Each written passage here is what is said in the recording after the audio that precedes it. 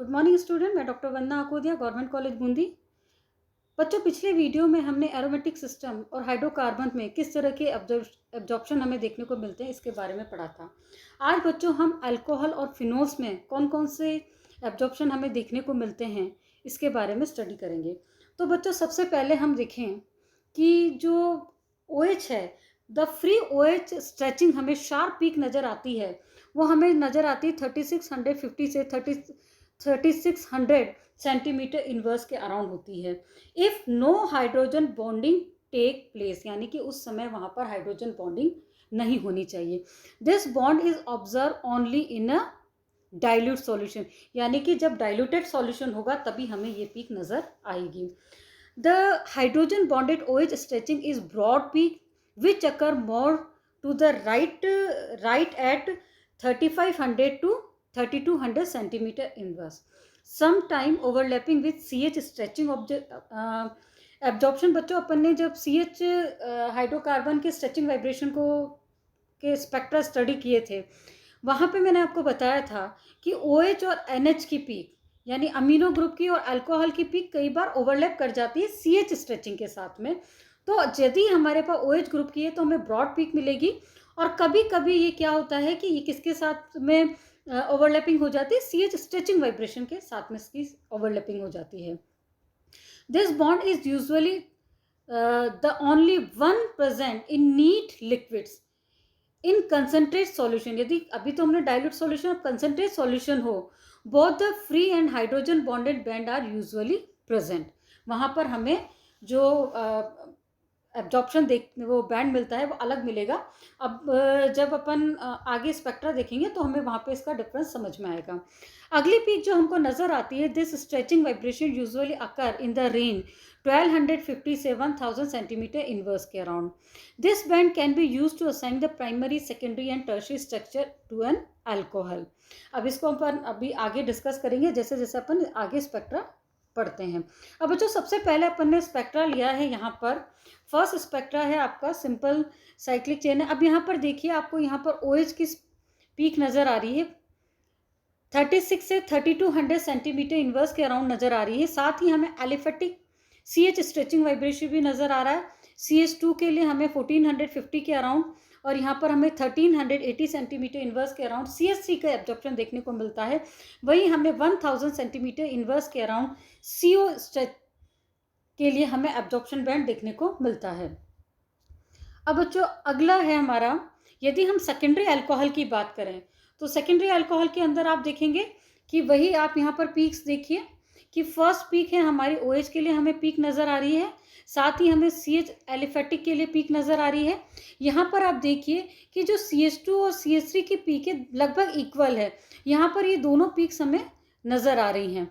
इसी तरह से आप देखेंगे CO के लिए भी हमें पीक नज़र आ रही है 1000 सेंटीमीटर इनवर्स के अराउंड। तो बच्चों, ये थी सेकेंडरी अल्कोहल की बात। अब यदि हम एरोमेटिक, यहाँ पर हमने नेफ्थॉल लिया है, तो आप 2 नेफ्थॉल का यदि हम स्ट्रक्चर इसका स्पेक्ट्रा देखें तो यहाँ पर आप देखिए कि हमें फ्री हाइड्रोजन यानी फ्री OH के लिए भी हमें पीक नज़र आ रही है, और साथ ही हमें हाइड्रोजन बॉन्डेड OH के लिए भी पीक नज़र आ रही है। तो बच्चों, यहाँ पर हमें डिफरेंस नज़र आ रहा है कि यदि फ्री OH ग्रुप है तो हमें कितनी शार्प पीक देखने को मिलती है, लेकिन यदि हमें फ्री OH ग्रुप नज़र नहीं आता है तो हमें हाइड्रोजन बॉन्डेड होता है तो किस तरह से हमें ब्रॉड पीक नज़र आती है। इसी तरह से एरोमेटिक सिस्टम की आपके क्लियर शार्प पीक नज़र आ रही है। साथ ही एरोमेटिक सिस्टम की आप यहाँ पर पीक देखिए 1000 सेंटीमीटर के इनवर्स भी आपको पीक नज़र आ रही है। तो बच्चों, ये अल्फा नेफ्थॉल का हमने यहाँ पर इसको डिस्कस किया है। अब नेक्स्ट हमारे पास आता है कि जो OH स्ट्रेचिंग वाइब्रेशन है तो वहाँ पर कैसे हमें वेरिएशन देखने को मिलता है। यदि हम इसका स्पेक्ट्रा देखें तो आप यहाँ पे स्पेक्ट्रा के अंदर देखेंगे, व्हेन अल्कोहल और phenol are determined as pure liquid film as is common particle, one obtain broad OH stretching vibration from 3500 to 3200 centimetre inverse के अराउंड। अब वो हमें कहाँ मिल रही है, किसकी वजह से मिल रही है, इंट्रामोलिकुलर हाइड्रोजन बॉन्डिंग की वजह से मिल रही है। आप यहाँ पर स्पेक्ट्रा देखिए, स्पेक्ट्रा के अंदर आपको समझ में आएगा यदि हम OH स्ट्रेचिंग वाइब्रेशन देखें, वो हमें कहाँ पर मिलना चाहिए, 3500 सेंटीमीटर से 3200 सेंटीमीटर इनवर्स के अराउंड देखने को मिल रहा है। अब बच्चों आपके सामने यहाँ पे 3 स्पेक्ट्रा है, A, B एंड C। तो सबसे पहले A स्पेक्ट्रा को आप देखिए कि हमें ब्रॉड पीक नज़र आ रही है 3200 से 3500 सेंटीमीटर इनवर्स के अराउंड। वो किस वजह से नज़र आ रही है, हमारी हाइड्रोजन बॉन्ड की वजह से। तो आप ये देखिए ये वाला। इसी तरह से यदि हम बी की बात करें, बी स्पेक्ट्रा आप देखिए, तो इसके अंदर हमें फ्री और हाइड्रोजन बॉन्डेड OH, यानी यदि हम डाइल्यूट सॉल्यूशन की बात करें, डाइल्यूट भी हमने बहुत ज़्यादा उसको डाइल्यूट नहीं किया है, हमारा जो सॉल्यूशन है इतना डाइल्यूटेड नहीं है, तो हमें वहाँ पर फ्री OH की पीक भी नज़र आती है। साथ ही साथ हमें प्योर जो ब्रॉड पीक है, जो हाइड्रोजन बॉन्डेड की पीक है, वो भी हमें नज़र आ रही है। तो बच्चों यहाँ पर आप ये देखिए कि ये तो फ्री OH के लिए आपकी पीक हो गई, और साथ ही आपको दूसरी जो पीक नज़र आ रही है वो हाइड्रोजन बॉन्डेड के लिए नज़र आ रही है। इसी तरह से बच्चों यदि हम बहुत ही ज़्यादा डाइल्यूटेड सॉल्यूशन ले लेते हैं, बहुत ज़्यादा डाइल्यूट सॉल्यूशन ले लिया, तो उस केस में हमें फ्री OH की पीक नज़र आती है, और वो पीक देखिए आपका जो थर्ड स्पेक्ट्रा जो यहाँ पर बना हुआ है उसके अंदर नज़र आएगी, और बहुत ज़्यादा डाइल्यूट सॉल्यूशन होगा तब हमें इस तरह की पीक नज़र आएगी। साथ ही देखिए यहाँ पर हमें CH स्ट्रेचिंग के लिए भी एब्जॉर्प्शन देखने को मिल रहा है। तो बच्चों ये तीनों स्पेक्ट्रा से हमें ये पता लगता है कि यदि हमारा कंसनट्रेट सॉल्यूशन है तो हमें ब्रॉड पीक नज़र आएगी, यदि हम उसको थोड़ा डाइल्यूट कर लेते हैं तो हमें फ्री हाइड्रोजन के साथ ही, फ्री OH ग्रुप के साथ ही हमें हाइड्रोजन बॉन्डेड पीक नज़र आती है। साथ ही यदि हमारा सॉल्यूशन बहुत ज़्यादा डाइल्यूटेड हो जाता है तो हम वहाँ पर देखते हैं कि हमें बहुत शार्प OH ग्रुप की पीक नज़र आती है। अब बच्चों ये तो बात थी कि OH ग्रुप की क्या है। अब the position of the free OH stretching bond has been use by some worker to help assign the primary, secondary and tertiary structure to an alcohol। यानी कि ये जो OH स्ट्रेचिंग है वो हमारा प्राइमरी, सेकेंडरी और टर्शरी अल्कोहल है उनके स्ट्रक्चर को डिटरमाइन करने में हेल्प करता है। For example the free OH stretching occur near 3640, 3630, 3620 and 3610 centimeter inverse for primary, secondary and tertiary alcohol and for phenol respectively. मतलब ये जो सारी रेंज दी गई है, यानी कि 3640 हमें प्राइमरी के लिए, सेकेंडरी के लिए 3630 सेंटीमीटर इनवर्स के अराउंड, और टर्शरी के लिए 3620 सेंटीमीटर इनवर्स के अराउंड, और फिनॉल के लिए हमें 3610 सेंटीमीटर इनवर्स के अराउंड एब्जॉर्प्शन देखने को मिलता है। This absorption can be analyse only if OH region is expanded and carefully calibrated. और कब मिलेगा, जबकि हम बहुत ही फाइन स्पेक्ट्रा इसका निकालेंगे। Under the usual routine laboratory condition these are distinguished are the little use. But यदि जब तक हमारा बिल्कुल फाइन स्पेक्ट्रा नहीं होगा तब तक हम इसको आइडेंटिफाई नहीं कर सकते हैं। सेकेंड इंपॉर्टेंट चीज़ है, आप नीचे स्पेक्ट्रा देख रहे हैं मिथाइल सैलिसिलेट का। यहाँ पर हमें एग्जाम्पल ले रहे हैं कि यदि हमें इंट्रामोलिकुलर हाइड्रोजन बॉन्डिंग प्रेजेंट हो तो हमें कहाँ पर पीक देखने को मिलती है। Intramolecular hydrogen bonded present in ortho carbonyl substituted phenol usually shifted the broad OH bond to the right. For example, OH bond is concerned about 3200 centimeter in the neat spectrum of methyl salicylate. With OH bond from normal phenol R हमें 3330 centimetre inverse के around मिलता है, लेकिन ये हमें कहाँ मिल रहा है, 3200 सेंटीमीटर इनवर्स के अराउंड मिल रहा है। तो ये किस वजह से मिल रहा है, क्योंकि इसके अंदर इंट्रामोलिकुलर हाइड्रोजन बॉन्ड प्रेजेंट है। This bond does not change its position significantly even high dilution. अब इसमें यदि हम बहुत ज़्यादा डाइल्यूशन कर देते हैं तो यहाँ पर हमारे स्पेक्ट्रा पे किसी भी तरह का अंतर नज़र नहीं आता है। और उसकी वजह क्या है, उसकी वजह यह है क्योंकि इसके अंदर इंट्रामोलिकुलर हाइड्रोजन बॉन्ड प्रेजेंट है। यहाँ पे इंटरनल बॉन्डिंग है, और इसी इंटरनल बॉन्डिंग की वजह से जो हमारा स्पेक्ट्रा है, यदि हम इसको डाइल्यूट भी कर देते हैं तब भी हमें किसी तरह का वेरिएशन यहाँ पर नज़र नहीं आता है। यानी कि यदि इंट्रामोलिकुलर हाइड्रोजन बॉन्डिंग प्रेजेंट है तो यदि हम कितना भी डाइल्यूट सॉल्यूशन को कर दें तो हमारे स्पेक्ट्रम में हमें किसी भी तरह का वेरिएशन नज़र नहीं आता है। अगला एब्जॉर्प्शन हमारे आता है CO स्ट्रेचिंग वाइब्रेशन के लिए। The strong CO single bond stretching vibration are observe in range 1250 to 1000 centimetre inverse. अपन ने फर्स्ट जब मैंने आपको पूरे स्पेक्ट्रा के अंदर बताया था, तब मैंने इसकी रेंज बताई थी। Since the CO absorption are couple with the adjacent CH stretching vibration, the position of the band may be used to assign the primary, secondary and tertiary structure to an alkyl or determine where a phenolic compound is present। यानी कि हम CC जो stretching vibration है, यदि ये इसके साथ couple कर जाए तो हम primary, secondary, tertiary phenolic compound को थोड़ा बहुत आइडेंटिफाई कर सकते हैं। The expected absorption band of CO stretching, तो बच्चों इसको नीचे अपन डायग्राम से समझने की कोशिश करेंगे। तो आप यहाँ पर देखिए कि यदि हम टर्शियरी अल्कोहल की बात करें तो टर्शियरी अल्कोहल के अंदर आप देखिए कि आपको जो CO स्ट्रेचिंग वाइब्रेशन मिलता है। फिर सबसे पहले तो आप फिनॉल का देखिए, फिनॉल का आपको मिल रहा है 1220 सेंटीमीटर इनवर्स के अराउंड, जबकि टर्शियरी 3 डिग्री अल्कोहल के लिए आपको मिल रहा है 1150 सेंटीमीटर इनवर्स के अराउंड, सेकेंडरी अल्कोहल के लिए आपको 1100 के अराउंड, और आपका प्राइमरी यदि अल्कोहल है तो आपको 1050 सेंटीमीटर इनवर्स के अराउंड CO एब्जॉर्प्शन देखने को मिलता है। वहीं यदि हम OH स्ट्रेचिंग की बात करें तो आप यहाँ पे भी वेरिएशन देखेंगे कि यदि हम फिनॉलिक ग्रुप की बात करें तो 3610 सेंटीमीटर, 3 डिग्री के लिए 3620, 2 डिग्री के लिए 3630, 1 डिग्री के लिए 3640 सेंटीमीटर इनवर्स के अराउंड हमें एब्जॉर्प्शन देखने को मिलता है। यदि unsaturated on adjacent carbon to a cyclic structure lower the frequency of CO absorption, यदि जो अनसैचुरेटेड रिंग के साथ में यदि हो तो उस समय हमारे जो CO एब्जॉर्प्शन है उस पर किस तरह से प्रभाव पड़ेगा, इससे अपन देखते हैं। तो आप नीचे यहाँ पर देखिए कि सिंपल हमने हेक्सेनॉल लिया है तो इसका 1100 से हमें 1070 सेंटीमीटर इनवर्स के अराउंड एब्जॉर्प्शन देखने को मिल रहा है।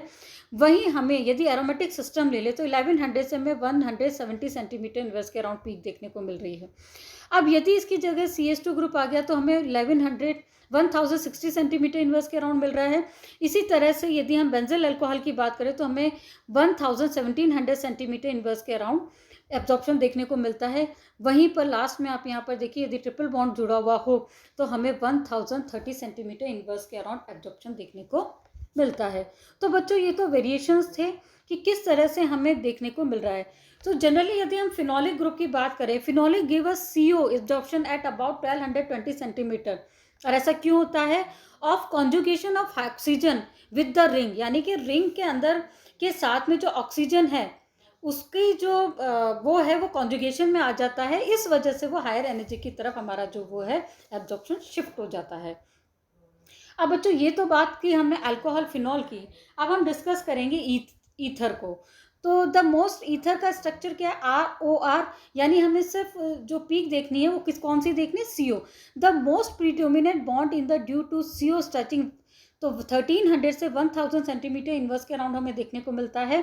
और इसके अंदर हमें यदि हमें CO की पीक सिर्फ सिंगल दिखाई दे रही है CO के लिए, तो हम ये ध्यान रखेंगे कि वहाँ CO कार्बोनिल ग्रुप की और हमें OH ग्रुप की पीक जो है वो एब्सेंट होनी चाहिए। क्यों? क्योंकि CO stretching is not due to an alcohol and ester, क्योंकि जो एस्टर के अंदर है हमारे यहाँ पर CO ग्रुप भी एब्सेंट होता है, OH ग्रुप भी इस यहाँ पर एब्सेंट होता है। Phenyl and vinyl ether give 2 strong band at each end of this range, aliphatic ether give 1 strong band at the right। अब बच्चों इसका वेरिएशन अपन स्पेक्ट्रा के अंदर देखेंगे। तो सबसे पहले हमने एलिफेटिक एस्टर लिया है, तो आप इसके अंदर देखिए, अब आप इसके स्पेक्ट्रा के अंदर देखिए कि यहाँ पर आपको एलिफेटिक के लिए पीक नज़र आ रही है, साथ ही आपको CH2 CH3 के लिए पीक नज़र आ रही है। पूरा क्लियर स्पेक्ट्रा, यहाँ पर आपको बहुत अच्छे से नज़र आएगा। यहाँ पर CO ग्रुप की पीक नज़र नहीं आ रही, यहाँ पर आपको OH की पीक नज़र नहीं आ रही है। यहाँ पूरा प्लेन स्पेक्ट्रा है, यहाँ पर हमको एलिफेटिक सिस्टम की पीक नज़र आ रही है, साथ ही CH2 CH3 ग्रुप की पीक नज़र आ रही है, साथ ही हमें यहाँ पर कार्बोनिल ग्रुप की सिंगल पीक नज़र आ रही है जो 1200 से 1000 सेंटीमीटर इनवर्स के बीच में दिखाई दे रही है।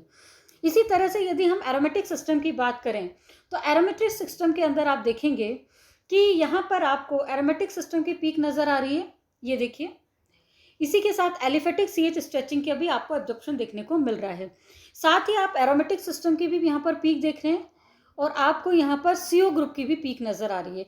हमने बात करी थी कि यदि 2 एरोमेटिक विनाइल या एसिटिलाइन कोई ग्रुप जुड़ा हुआ है तो हमें CO के लिए 2 पीक नज़र आती है वो इंटेंसिटी, हाई इंटेंसिटी की पीक नज़र आती है CO के लिए। तो ये दोनों पीक हमें नज़र आ रही है। साथ ही हमें एरोमेटिक सिस्टम की 800 से 600 सेंटीमीटर इन्वर्स के around CH aromatic out of plane की जो हमें एब्जॉर्प्शन है, बैंडिंग एब्जॉर्प्शन है, वो भी हमें देखने को मिलता है। अब बच्चों यदि हम ईथर का स्ट्रक्चर को, स्पेक्ट्रा को डिस्कस करें, तो आप सिंपल से देखिए कि यदि हम डाईइथाइल ईथर की बात करें या एराइल ईथर की बात करें, विनाइल की बात करें, एपॉक्साइड की बात करें, एसिटेल की बात करें, तो यहाँ पर हमें वेरिएशन देखने को मिलता है। और ये वेरिएशन किस वजह से होता है? Ether and related compound such as epoxide, acetal and ketal give rise to COC stretching absorption in the range of 1300 to 1000 centimeter inverse. Since alcohol and ester also give strong CO absorption in this region, these possibility must be eliminated by the observing the OH यदि और CO group की peak यदि absent है तो हम मान सकते हैं कि यहाँ पर जो है हमारा एल्डिहाइड है या एसिड है, ये इस तरह के ग्रुप प्रेजेंट नहीं है। यहाँ पर हम प्योर एस्टर की बात कर रहे हैं। यदि हम डाईइथाइल ईथर की बात करें तो the asymmetric COC stretching vibration lead to a single strong absorption appear at 1120 centimetre inverse के अराउंड हमें देखने को मिलता है। वहीं यदि हम सिमेट्रिकल स्ट्रेचिंग वाइब्रेशन देखें, वो हमें काफ़ी वीक मिलता है और CO एब्जॉर्प्शन है वो हमें 1120 सेंटीमीटर इनवर्स के अराउंड मिलता है, जबकि वो 6 मेंबर कंटेनिंग ऑक्सीजन सिस्टम हो। यदि हम एराइल और विनाइल ईथर की बात करें तो aryl alkyl ether give rise to 2 band, यहाँ पर हमें 2 बैंड देखने को मिलते हैं। एसिमेट्रिक CO स्ट्रेचिंग बैंड जो कि हमें 1250 सेंटीमीटर इनवर्स के अराउंड देखने को मिलता है, जो हमें सिमेट्रिकल स्ट्रेचिंग वाइब्रेशन है 1040 सेंटीमीटर इनवर्स के अराउंड देखने को मिलता है। जो विनाइल अल्काइल ईथर है वहाँ पर भी हमें 2 बैंड्स देखने को मिलते हैं। वो एक बैंड हमें मिलता है 1220 सेंटीमीटर इनवर्स के अराउंड, दूसरा हमें 1040 सेंटीमीटर इनवर्स के अराउंड देखने को मिलता है। अब बच्चों बात आती है कि जो शिफ्टिंग हो रही है वो किस वजह से हो रही है। The shift in the symmetrical stretching frequency to the higher value than was found in di alkyl ether can be explain by using resonance. हम इसको किस तरह से एक्सप्लेन कर सकते हैं? रेजोनेंस से। अब यदि हम इसका रेजोनेटिंग स्ट्रक्चर देखें तो अब यहाँ रेजोनेटिंग स्ट्रक्चर के अंदर देखेंगे कि रेजोनेंस की वजह से हमारा को 1220 सेंटीमीटर इनवर्स के अराउंड एब्जॉर्प्शन देखने को मिल रहा है।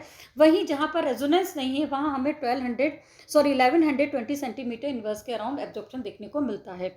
यदि हम इपॉक्साइड की बात करें तो these small ring compound usually give 3 band a medium intensity symmetrical stretching vibration मिलता है, जो हमें 1215 सेंटीमीटर इनवर्स के अराउंड मिलता है। दूसरा हमें एसिमेट्रिकल मिलता है 950 सेंटीमीटर के अराउंड देखने को मिलता है, और जो तीसरा से हमें 1850 सेंटीमीटर, तीसरा बैंड हमें 850 से 750 सेंटीमीटर इनवर्स के अराउंड देखने को मिलता है।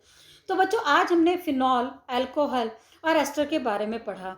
अगले टर्न पे हम कार्बोनिल ग्रुप के बारे में पढ़ेंगे। बच्चों जब हम कार्बोनिल ग्रुप को डिस्कस करेंगे तो हम वहाँ पर कार्बोनिल ग्रुप की पीक हमें एसिड के अंदर भी नज़र आती है, हमें एस्टर में भी नज़र आती है, साथ ही हमें अमाइड है, एल्डिहाइड है, कीटोन है, इन सब में नज़र आएगी। तो बच्चों नेक्स्ट वीडियो में हम कार्बोनिल ग्रुप की पीक्स में के बारे में डिस्कस करेंगे। साथ ही हम ये देखेंगे कि जो कार्बोनिल ग्रुप की पीक है उनमें रेजोनेंस है या मेसोमेरिक इफेक्ट है, तो उससे उस पीक की जो एब्जॉर्प्शन बैंड है उन पर किस तरह का प्रभाव पड़ता है, वो राइट हैंड साइड शिफ्ट होती है या लेफ्ट हैंड साइड शिफ्ट होती है, इन सब के बारे में डिस्कस करेंगे।